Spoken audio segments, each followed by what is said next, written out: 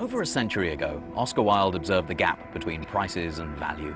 And today, amidst our economic and ecological crises, the discrepancy couldn't be greater. It seems like every aspect of our lives is touched by the philosophy of prices and free markets. But isn't there a better way to value our world?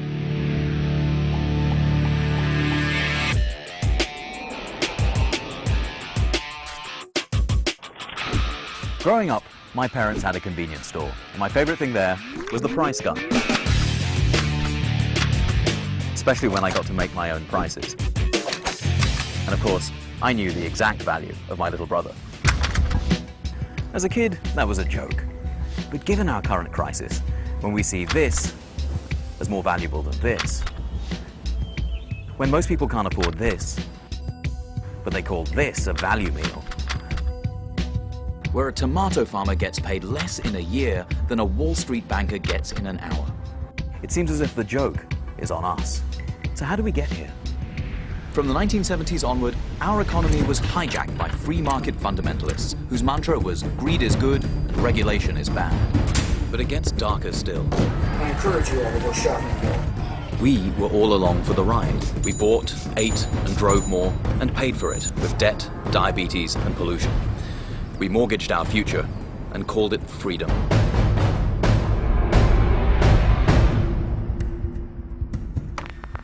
I found a flaw in the model that I perceived is the critical functioning structure that defines how the world works, so to speak.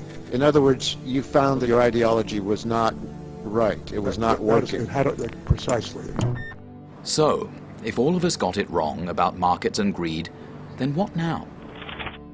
The opposite of consumption isn't thrift, it's generosity. The oldest civilizations and the latest neuroscience agree that we're not just selfish, greedy creatures, but that we're happiest when we govern ourselves and live in common. And the good news is that people all around the country and around the world are putting this ideology into practice. Like tomato pickers in Florida, who won the right to be treated like human beings instead of slaves. Where the new value meal is local, sustainable, and shared by everyone. These people don't fight markets with more markets. They realize that through real democracy, and not a price gun, we can all learn to value our world anew.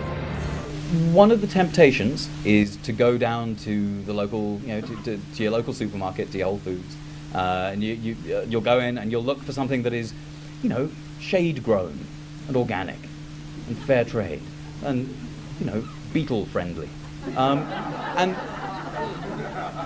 I mean, the trouble is the moment you step into a supermarket, you are in the belly of the new giants of the food system. The moment you step into a supermarket, you surrender a great deal of freedom.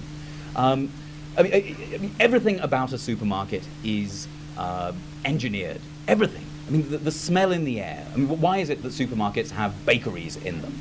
It is because, not because supermarkets are making billions from buns. It is because the smell of baking bread makes us buy more stuff. And why is it that the milk is always at the back? You'll notice this in Whole Foods no less than any other supermarket. The milk is always at the back because it is the single item that we are in supermarkets most often to buy. And so there's sort of golden triangle between the entrance and the milk and the checkout, where corporations bid to have their products facing you at eye level, or at cart level if they're going for your kids. And it is all about you go into the supermarket for milk and you find yourself coming out with a ton of other stuff that you never expected to buy. That you didn't choose necessarily. You didn't choose to buy that when you went in, but you chose it as you walked past, and you call it choice when you're being manipulated into buying something. We're taught to call that choice. And I think that's, in a sense, it's madness to expect supermarkets to provide us, the answers to these kinds of social problems. Why would we expect Walmart to be waving the red flag of workers' rights? Why would we expect? Walmart doesn't care, obviously. I mean, they're very happy to sell fair trade, whatever it is, to anyone who's foolish enough to buy it. Let me take that back before the fair trade beaming out of your eyes. I can see you now.